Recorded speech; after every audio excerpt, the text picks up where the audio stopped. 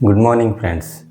आशा करता हूँ कि आप अच्छे और स्वस्थ होंगे। अपना नेक्स्ट चैप्टर चलेगा सम एप्लीकेशन ऑफ ट्रिग्नोमेट्री। पहले चैप्टर में, इससे जस्ट पहले वाले चैप्टर में अपने देखा था ट्रिग्नोमेट्री के बारे में, जिसके अंदर अपन ने साइन कोस्टेन से रिलेटेड जितने भी थे फॉर्मूले वगैरह वो अपन ने पूरे देखे होंगे। अगर नहीं देखे हैं तो वो अपनी पीछे वाली क्लास को एक बार वापस से विजिट करें। और इस क्लास में हम देखेंगे सम एप्लीकेशन ऑफ ट्रिग्नोमेट्री, जिसके अंदर भी हमें क्या चाहिए, राइट एंगल ट्राइंगल। मेन चीज़ यही है, राइट एंगल ट्राइंगल से ही बनेंगे पूरे के पूरे क्वेश्चन। जितने भी क्वेश्चन अपने राइट एंगल ट्राइंगल से बनेंगे। एंगल ऑफ एलिवेशन आएगा, एंगल ऑफ डिप्रेशिएशन आएगा। हम अब उसको केवल एक ही लेंगे लास्ट में, लेकिन बता पूरा देंगे पहले कि भाई एंगल ऑफ एलिवेशन होता क्या है, एंगल ऑफ डिप्रेशिएशन होता क्या है। तो स्टार्ट करते हैं अपनी क्लास को। स्टार्टिंग में अपन लेते हैं, जैसे मान लो एक मेन चीज़ तो ध्यान रखने वाली चीज़ यही है इसमें कि पहले तो एक अपना ये देखो एंगल वगैरह का देखो। जैसे ये आ गया अपने पास में एक राइट एंगल ट्राइंगल, जिसके अंदर कोई कैंडिडेट जैसे मान लो यहाँ खड़ा है, जैसे ये यहाँ पे खड़ा है कोई कैंडिडेट, ठीक है। यहाँ खड़ा होके वो देख रहा है, इसको इस तरीके से देख रहा है, कोई एंगल बना रहा है, तो उसको ये एंगल बना रहा है, तो इसको तो क्या बोलेंगे, एंगल ऑफ एलिवेशन। क्या बोलेंगे, एंगल ऑफ एलिवेशन। जिस तरीके से यहाँ पर कोई खड़ा होकर इस तरीके से इसको देख रहा है, इस मीनार को देख रहा है, मतलब इस बिल्डिंग को, टावर को जो भी देख रहा है, उसको तो क्या बोलेंगे, एंगल ऑफ एलिवेशन। यह तो हमें सीधा सीधा पता चल जाएगा कि भाई हमें नीचे खड़ा होकर देखना है, ठीक है। अब आता है एक एंगल ऑफ डिप्रेशिएशन। डिप्रेशिएशन में क्या होता है, जैसे मान लो उसमें भी क्या होता है, एक हॉरिजॉन्टल लेंथ अपन लेंगे ही लेंगे, ये ध्यान रखने वाली चीज़ है। और जैसे मान लो एक और मान लो अपने पास में एंगल ऑफ डिप्रेशिएशन होता है, वो किस तरीके का होता है वो देख लेते हैं। इसको नाम दे, इसको तो दे दिया मान लो ABC, ठीक है। इसको दे दिया PQR, ठीक है। अब यहाँ से खड़ा होकर देख रहा है कोई कैंडिडेट, यहाँ से खड़ा होकर देख रहा है, तो उसके पर ये क्या हो जाएगी, जैसे इसको मैं थोड़ा सा सही बना देता हूँ, इसमें ये क्या हो जाएगी, इस तरीके से अपन एक हॉरिजॉन्टल लेंगे लाइन, ठीक है। अब इसमें एंगल कौन सा होगा डिप्रेशिएशन के लिए, ये वाला होगा, थीटा ये होगा। अब हम जानते हैं कि ये भी हॉरिजॉन्टल है और ये भी हॉरिजॉन्टल है, ये दोनों लाइन क्या होगी, एक दूसरे के पैरेलल होगी। तो इस तरीके से ये जो जेड शेप बन रही है, तो ये कौन सा एंगल बनाएगी, जेड शेप बन रही है, वो एंगल बनाएगी अपने पास में कौन सा, अल्टरनेट इंटीरियर एंगल। तो इसकी वजह से ये एंगल कितना हो गया, ये भी थीटा हो गया। मतलब कहने की बात, हमें एंगल लेना है वो नीचे ही लेना है। एंगल कौन सा लेना है, नीचे ही लेना है। ऊपर वाला कोई रेयर केस में एक क्वेश्चन मिल जाएगा तो बात अलग है, बाकी क्वेश्चन में यही है। तो एंगल ऑफ एलिवेशन होता है, एंगल ऑफ डिप्रेशिएशन होता है। इसको नाम क्या देंगे, एंगल ऑफ, यही है, ये नाम तो इसी का ही है, एंगल ऑफ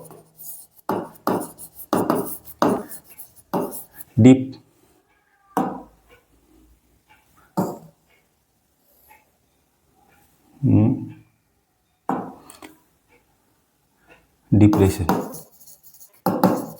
ठीक है, एंगल ऑफ डिप्रेशिएशन। अब यहाँ से खड़ा होकर देख रहा है और एक यहाँ देख रहा है, यहाँ यूपर से खड़ा होकर देखेगा तो एंगल ऑफ डिप्रेशिएशन आएगा, और नीचे से देखेगा तो एंगल ऑफ एलिवेशन बनेगा। दोनों ही केस में हमें एंगल ये यूज में लेना होगा। तो ये हो गया अपना, जैसे मान लो ये तो हो गया, देखो यहाँ से खड़ा होकर देख रहा है तो एंगल ऑफ एलिवेशन, और जैसे ये मान लो आगे देखना, ये ओरिजेंटल लेंथ ले ली। अब देखो ये आ गया एंगल ऑफ डिप्रेशिएशन, मतलब यहाँ से खड़ा होकर किसी ऑब्जेक्ट को देख रहा है, तो ये हो गया, देखो इस तरीके से ये बन रहा है, ये नज़र आ रहा है आपको कौन सा, एंगल ऑफ डिप्रेशिएशन। ये क्या हो जाएगा, एक दूसरे के ये दोनों पैरेलल है, तो ये दोनों क्या हो जाएंगे, अल्टरनेट इंटीरियर एंगल से ये क्या हो जाएंगे, एक इक्वल हो जाएंगे। तो हमें एंगल ये यूज में लेना होगा। इतनी बात समझ में आ गई होगी। तो और ज़्यादातर केस में अब याद रखने वाली चीज़ें क्या क्या वो देख लो। जब आपके पास में क्वेश्चन के अंदर आए कि भाई हमें एक, जैसे मान लो हमें एक चाहिए कि जैसे एक पिलर है, पिलर हमेशा इस तरीके से खड़ा करना है, ये नहीं कि आप इस तरीके से कर दो, तो ये नहीं होगा।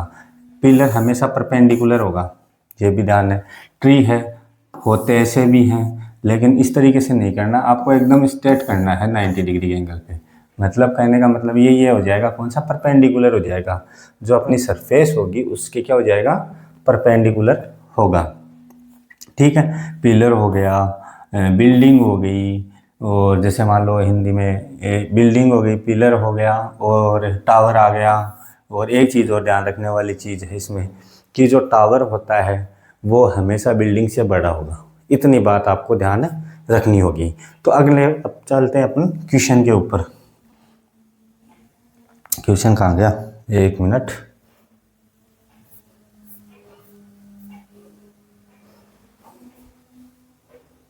चलो क्वेश्चन पे चलते हैं।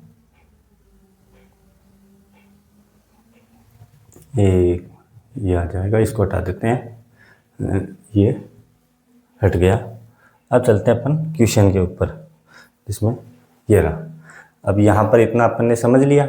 अब चलते हैं अपन क्वेश्चंस के ऊपर। तो क्वेश्चंस क्या कहते हैं वो देखेंगे। तो क्वेश्चन पे फर्स्ट क्वेश्चन क्या कह रहा है वो देखते हैं।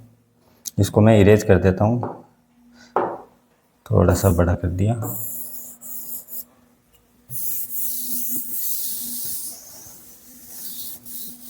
छोड़ो इसको, नेक्स्ट पेज पे चल देते हैं। ये लो, फर्स्ट क्वेश्चन क्या कहता है, a circle artist is climbing a 20 metre long rope. मतलब इस तरीके ये डायग्राम हमें दिया हुआ है, तो अपन ये डायग्राम बना लेते हैं। पहला काम यही कर लेते हैं, ये डायग्राम बना लिया। ये लो डायग्राम बनाया, इसके अंदर जो भी लिखा हुआ है वो लिख देते हैं। क्या क्या लिखा हुआ है, ए बी सी, ये दिया हुआ है 20 मीटर। मतलब एक सर्कल आर्टिस्ट है, इस तरीके से रस्सी के ऊपर, जैसे ये मान लो इस तरीके से चलता है, वो रस्सी के ऊपर चलता है। वो उसकी लेंथ कितनी बताई हुई है, स्ट्रेच कर रहा है और टाइट बंधी हुई है, और पोल ग्राउंड के, जिससे ये पोल बंधा हुआ है 90 डिग्री के ऊपर, इसी के ऊपर है ना। फाइंड द हाइट ऑफ पोल, मतलब ये हाइट फाइंड करनी है आपको। ठीक है, अब अगला क्या कह रहा है आगे if the angle made by rope with the ground level is 30 degree. मतलब ग्राउंड लेवल से वो कितना एंगल बना रहा है, मतलब ये ग्राउंड लेवल है तो इससे कितना एंगल बना रहा है, ये 30 डिग्री बना रहा है। ठीक है, अब आपको पता होना चाहिए जो हमेशा अपने पास में थीटा, लास्ट एक्सरसाइज में मैंने बताया था कि थीटा के सामने हमेशा क्या होगा, परपेंडिकुलर। 90 के सामने क्या होगा, हाइपोटेनियस। अब आपको ये भी बताया हुआ है कि ये फॉर्मूला काम में लेना होता है, पंडित बद्री प्रसाद हर हर बोले। अब बताओ, परपेंडिकुलर पूछा गया है, हाइपोटेनियस दिया हुआ है, तो इन दोनों में रिलेशन कौन बताएगा, साइन थीटा। अब आप बोलोगे सर कोसेक भी तो बता सकते हैं, हाँ कर सकते हो आप, कोई दिक्कत नहीं है, लेकिन यहाँ पर साइन ही काम में लेंगे अपन। तो इन गिवन में क्या लिखेंगे, गिवन में लिखेंगे लेंथ ऑफ रोप कितनी दी हुई है, 20 मीटर, ये दी हुई है। और क्या दिया हुआ है, फाइंड क्या करना है, टू फाइंड क्या करना है हमें, height of pole, height of pole, ये हमें फाइंड करना है। अब फाइंड करने, अब देखो इसको मान लेते हैं अपन h मीटर, ये मान लिया। अब इन ट्राइंगल कौन से में देखेंगे, ABC में। अब देखो इन दोनों में रिलेशन कौन बताएगा भाई, परपेंडिकुलर हाइपोटेनियस में साइन थीटा, तो साइन थीटा लिख देता हूँ मैं एक बार। साइन थीटा इक्वल्स टू क्या होता है, परपेंडिकुलर अपॉन हाइपोटेनियस। परपेंडिकुलर क्या है, AB, और हाइपोटेनियस क्या है, AC, यही है। अब परपेंडिकुलर अपॉन हाइपोटेनियस है, तो परपेंडिकुलर, अब साइन है कितना, ये 30 डिग्री, तो साइन 30। अब AB कितना है अपने पास में, H माना था, यहाँ पे मान लेते हैं H माना हुआ ये, ठीक है। और अपॉन में AC कितना है, 20 मीटर, 20 मीटर, ये आ गया। अब साइन 30 की वैल्यू कितनी होती है, साइन 30 की वैल्यू हमें टेबल में पता, हमने लास्ट एक्सरसाइज में पढ़ा था कि साइन 30 की वैल्यू कितनी होती है, साइन 30 की वैल्यू होती है 1/2, कितनी होती है, 1/2। तो ये H अपॉन में कितना आ गया, 20, क्रॉस मल्टीप्लाई किया तो कितना आया, 20/2, तो H इक्वल्स टू कितना आ गया, 10 मीटर, ये आ गया। तो क्या लिखेंगे लास्ट में, so that height of pole is 10 metre. यही हमारा आंसर है, इसको काटा तो कितना आया था 10। दोबारा देख लो, सर्कल आर्टिस्ट है जो कि किसके ऊपर, एक पोल के ऊपर रस्सी बंधी हुई है जो ग्राउंड लेवल से बंधी हुई है 30 डिग्री के एंगल के ऊपर, उस पे वो क्या है चल रहा है और वो एकदम स्ट्रेच है, मतलब वो लूज कहीं से भी नहीं है। अब लूज नहीं है तो मतलब वो 90 के सामने है, 90 के सामने है तो हाइपोटेनियस का काम करेगी। और जो पोल है वो पोल, अब आप देखते हो कि पोल हमेशा एकदम सीधा खड़ा रहता है, न कि लेटा हुआ रहता है, ठीक है। तो अब जो खड़ा रहेगा वो क्या होगा, पोल। पोल की हाइट फाइंड करनी है जो किसका काम करेगा, परपेंडिकुलर का। अब परपेंडिकुलर और हाइपोटेनियस में जो रिलेशन बताएगा उसको क्या बोलते हैं अपन, साइन थीटा। अब साइन थीटा, थीटा कितना अपने पास में 30 डिग्री, तो एच अपॉन अपन ने कितना लिख दिया 20, तो एच कितना आ गया अपने पास में 10 मीटर। तो इसी, अब नेक्स्ट क्वेश्चन पे चलते हैं अपन। नेक्स्ट क्वेश्चन में क्या है, नेक्स्ट क्वेश्चन में क्या है, एक ट्री है, a tree break due to the storm, the broken part bent to the so that the top of the tree touch the ground making an angle 30 degree with it। मतलब कहने का मतलब है, एक अपने पास में एक ट्री है, तो अपन ने एक बना लिया, पहले एक ट्री बना लेते हैं, पहले एक राइट एंगल बनाते हैं, उसमें बता दूंगा। ये जैसे इस तरीके का है ये, ठीक है, इस तरीके का आ गया। अब इसके अंदर क्या है, एक और, जैसे ये ट्री था इतना बड़ा, ठीक है, जो टूटकर इधर गिर गया है, ठीक है। गिरने के बाद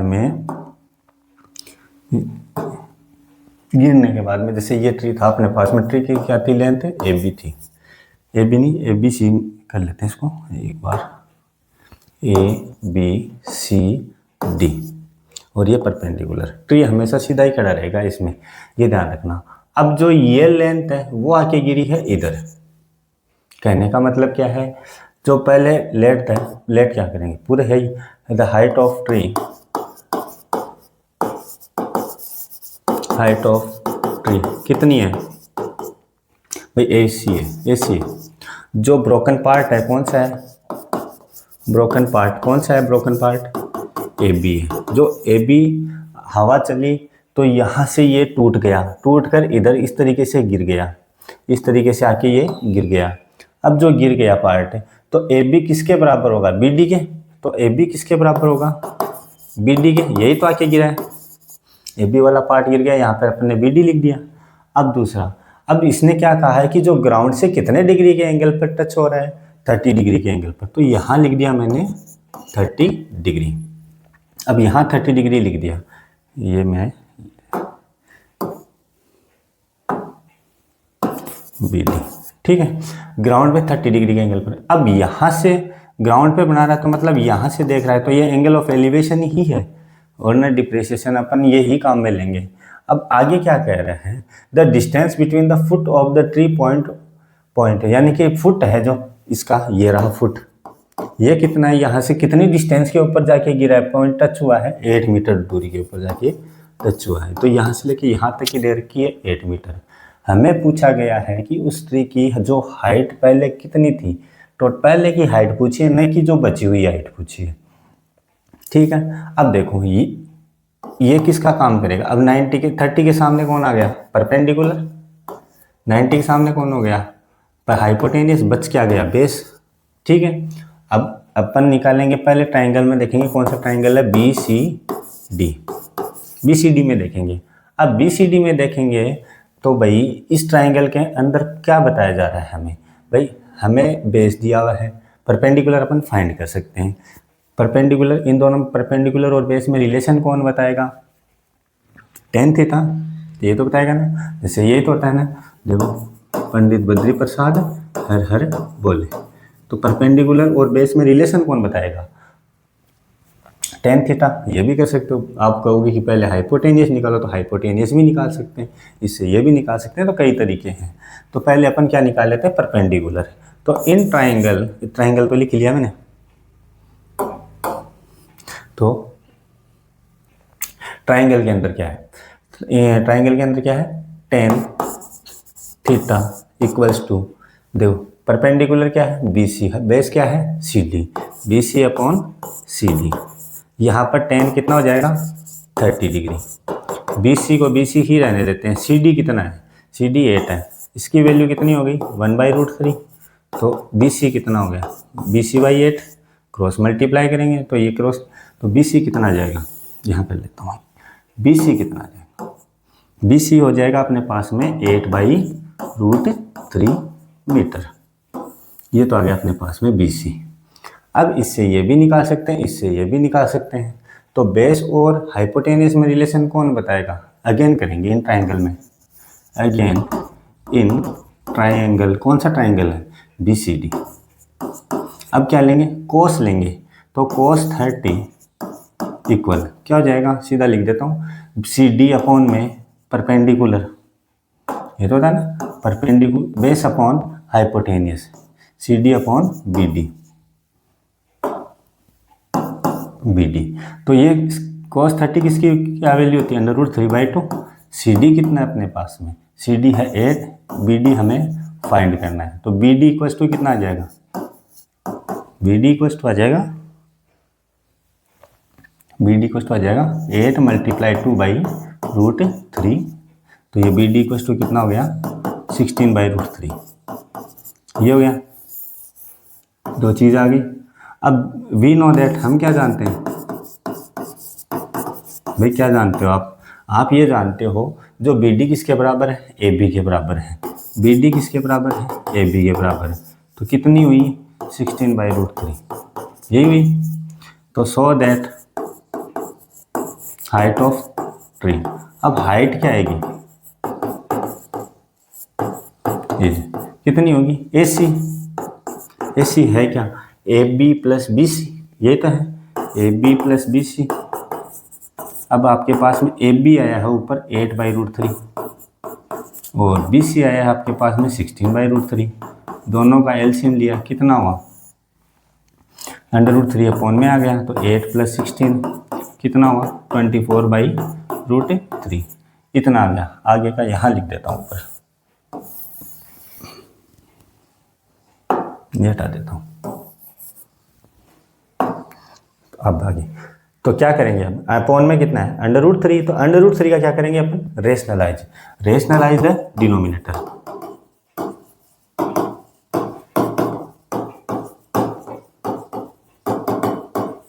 तो रेशनलाइज करेंगे तो क्या आ जाएगा अपने पास में? रेशनलाइज करेंगे तो अपने पास में आ जाएगा ये √3 को ऊपर नीचे मल्टीप्लाई कर देते हैं। AC इक्वल्स टू, तो 24 √3 मल्टीप्लाई √3 कर दिया। तो AC इक्वल्स टू कितना हुआ? 24√3 अपॉन में कितना है? 3। तो AC इक्वल्स टू कितना हुआ? कट गया ये कितनी बार? 8 टाइम, तो 8 √3 मीटर।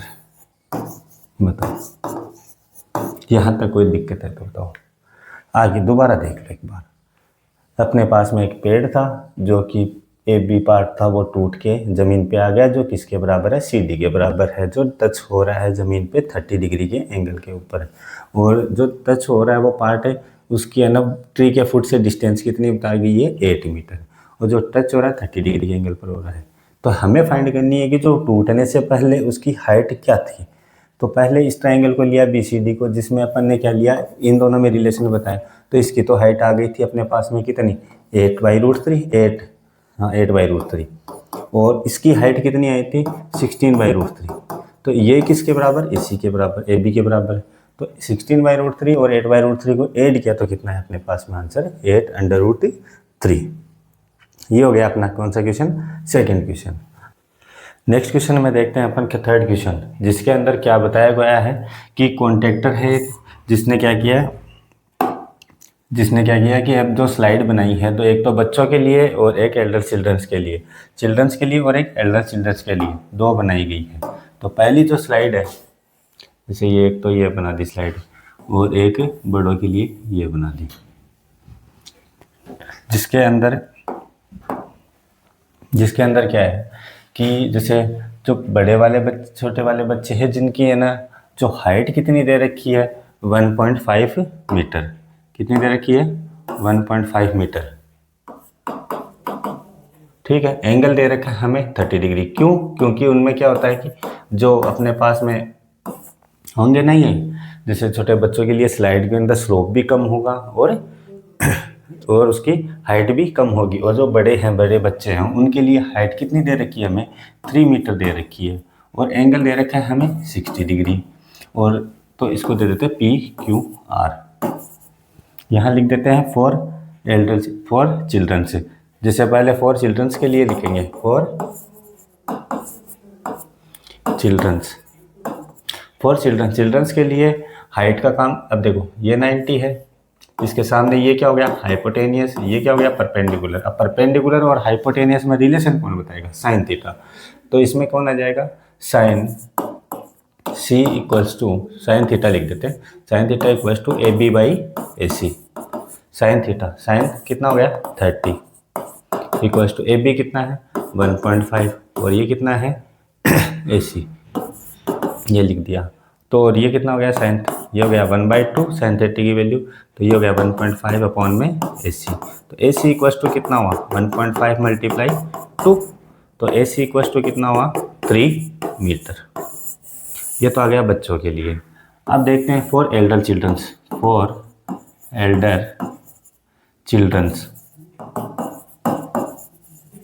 चिल्ड्रंस के लिए, अब इसके सामने ये हाइपोटेनियस स्लाइड की तो लेंथ फाइंड करनी है हमें, और इसके सामने ये हो गया परपेंडिकुलर। इसमें भी क्या लगेगा? साइन। साइन कितना आ जाएगा? थीटा इक्वल्स टू क्या हो जाएगा? PQ अपॉन में PR। क्यों? क्योंकि ये क्या होता है? Perpendicular upon hypotenuse. परपेंडिकुलर दिया हुआ है, हाइपोटेनियस हमें फाइंड करनी है, जो कि क्या? स्लाइड का काम करेगी। तो साइन कितना हो गया इसमें? 60। PQ कितना है इसमें? PQ है अपने पास में 3, और ये कितना है? PR। तो ये कितना हो गया? √3/2, और ये हो गया 3 अपॉन में PR। तो ये PR इक्वल्स टू इस यहाँ पे चला जाएगा, तो 3/3 मल्टीप्लाई 2 अपॉन में √3। साथ में कितना हो जाएगा? ये 6 √3 अपॉन में, सॉरी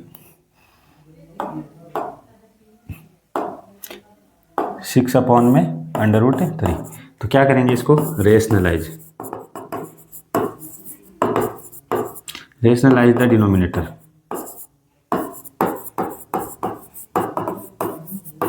डिनोमिनेटर को करेंगे तो कितना आ जाएगा अपने पास में? 6 √3 से ऊपर नीचे मल्टीप्लाई किया तो कितना आया?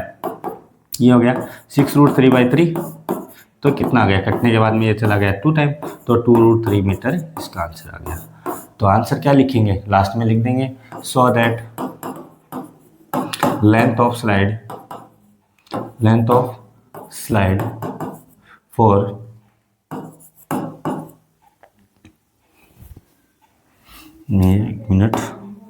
Length of slide for children के लिए कितनी आ जाएगी? चिल्ड्रन के लिए आ जाएगी अपने पास में कितनी? 3 metre. And length of slide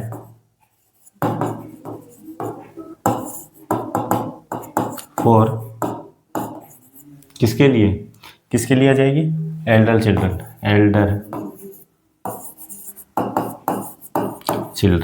के लिए कितनी आ जाएगी? 2√3 मीटर। ये अपने पास में आंसर है। ठीक है, तो अब नेक्स्ट, ये एकदम छोटा सा क्वेश्चन है जिसके अंदर स्लाइड दी हुई है, तो अलग अलग बच्चों के लिए है। तो अब नेक्स्ट क्वेश्चन देखते हैं। नेक्स्ट क्वेश्चन यहाँ से ये रहा, नेक्स्ट स्लाइड में क्या क्वेश्चन है? The angle of elevation of the top of the tower from point on ground. मतलब एक अपने पास में टावर दिया हुआ है और जिसको अपन कहाँ से देख रहे हैं? ग्राउंड से देख रहे हैं। तो ये रहा, ये डायग्राम बना लिया बढ़िया सा। ये हो गया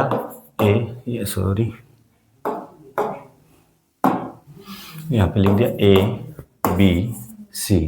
टावर है तो परपेंडिकुलर होगा। अब देखो एंगल कितना दे रखा है? 30 डिग्री। और हाइट कितनी दे रखी है? देखो क्या दे रखा है? हाइट तो पूछी है, which is the 30 metre away from the foot. Foot का मतलब ये वाला फुट। यहाँ से कितना दूरी पर है? 30 मीटर की दूरी पर है। और किस एंगल पर है? 30 डिग्री के एंगल पर है। पूछा क्या है? हाइट पूछी, तो हाइट तो यही होगी। इसके सामने ये क्या हो जाएगा? परपेंडिकुलर। और ये बच गया बेस, क्योंकि इसके सामने क्या होता है? हाइपोटेनियस। अब देखो दिया हुआ क्या है? दिया हुआ हमें बेस है, पूछा क्या है? परपेंडिकुलर। दोनों में रिलेशन कौन बताएगा? tan theta. किससे? इस वाले फॉर्मेट से। कौन सा? पंडित बद्री प्रसाद हर हर बोले। तो ये हो गया। ठीक है, अब इसके तो इन ट्राइंगल ए बी सी। तो क्या बताएगा, 10, सीधा लिख दो 30 equals to A B by B C, perpendicular upon base. 10/30 की वैल्यू 1/√3। ए बी कितना है, एच हमें फाइंड करना है, ए बी फाइंड करना है, और बी सी दे रखा है 30, तो ये आ जाएगा इधर 30 अपॉन में √3। ये आया।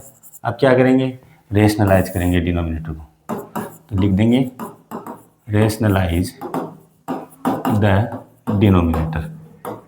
ठीक है, डिनोमिनेटर को रेशनलाइज करेंगे तो 30 अपॉन में √3, ऊपर नीचे मल्टीप्लाई, ये आ गया अपने पास में। तो ए बी इक्वल्स टू कितना हो गया, 30√3/3, ये कितना हो गया 3, तो ये ए बी है, तो कितना आ गया ये 10√3 मीटर, ये भी है। और इसका अगर अंडर√3 की वैल्यू रखे 1.732, तब अपने पास में आ जाएगी 17.32 मीटर। तो लास्ट में आंसर लिख देंगे, so that height of tower is 10√3 metre. ठीक है, ये तो छोटा सा क्वेश्चन था, इसमें तो कोई ज़्यादा किंतु परंतु भी नहीं है। नेक्स्ट क्वेश्चन देखते हैं। नेक्स्ट क्वेश्चन में क्या है, a kite is flying at height of 60 metre, मतलब एक काइट उड़ रही है, पतंग उड़ रही है, तो पतंग उड़ा देते हैं। तो ये लो, डायग्राम यही बनना है, थोड़ा छोटा कर देते हैं इसको। ये लो, यहाँ पर अपन है, यहाँ उड़ रही है पतंग, ठीक है, पतंग उड़ रही है, कितनी हाइट के ऊपर है, हाइट का मतलब ये परपेंडिकुलर नापेंगे हमेशा, तो कितना कितना दे रखा है 60 मीटर दे रखा है, कितना दे रखा है 60 मीटर। और क्या दे रखा है, string attach the kite at the temporarily tight to a point on the ground, यानी कि ग्राउंड के ऊपर एकदम टाइट तरीके से देखते हैं, बंधी हुई है, एक तरीके से यहाँ से बंधी हुई है, ठीक है। The inclination of the string with the ground is 60 degree, मतलब यहाँ से देखने पर ये कितने डिग्री के एंगल पर है, 60 डिग्री पर, मतलब पतंग को यहाँ पर बांध दिया गया है, जो कितने पर एंगल पर है, 60 डिग्री के एंगल पर है। तो इसको नाम दे देते हैं ए बी सी। ए है क्या, पतंग, इसकी हाइट ये है ना। अब पूछ रहा है फाइंड द डिस्टेंस, अब देखो आगे क्या पूछा है, find the length of string assuming that the no slack का मतलब होता है कि एकदम जो अपने पास में स्ट्रिंग वो इस तरीके से एकदम स्ट्रेट है, न कि इस तरीके से, ठीक है। तो find the length of string की लेंथ फाइंड करनी है। स्ट्रिंग कौन सी है, ये वाली, यहाँ से पतंग उड़ रही है, तो ये वाली स्ट्रिंग है जो क्या है, हाइपोटेनियस है, तो ये है गई हाइपोटेनियस, इसके सामने ये कौन हो गया, परपेंडिकुलर, दोनों में रिलेशन कौन बताएगा, साइन थीटा। कौन सा फॉर्मूला, पंडित बद्री प्रसाद हर हर बोले, उसी से। In triangle A B C, given वगैरह तो है ही अपने पास में, गिवन क्या है भाई, length of height of kite वो दे रखी है, तो गिवन लिख ही देते हैं। मैं वैसे कम ही लिखता हूँ ये गिवन वगैरह, लेकिन लिख देते हैं गिवन लेट क्या है, इसमें तो हाइट ऑफ काइट की हाइट कितनी है 60 मीटर। फाइंड क्या करना है, लेंथ ऑफ स्ट्रिंग, तो ये हो जाएगा क्या, इन ट्राइंगल ए बी सी के अंदर क्या हो जाएगा, इन दोनों में रिलेशन कौन बताएगा, साइन, तो sine 60 equals to A B by B C. 60 की वैल्यू √3/2, ए बी कितना अपने पास में 60, बी सी सॉरी ए सी है, ये ए सी है, ए सी लिख, बी सी लिख दिया, ए सी है, ए सी, ठीक है, ए बी बाई ए सी। तो ये दे रखा ए सी हमें फाइंड करना है, तो ये इधर चला जाएगा, तो ए सी इक्वल्स टू कितना हो जाएगा 60 × 2 अपॉन में √3, यही दे रखा है, यही है ना, ठीक है। तो आगे, तो ये कितना हो जाएगा, ए सी इक्वल्स टू कितना हो गया, ये 120 अपॉन में √3, ये है। क्या करेंगे, वही rationalise the denominator,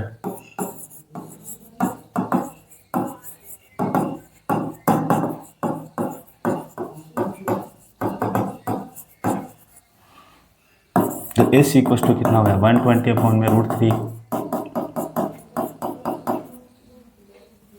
just 1 minute.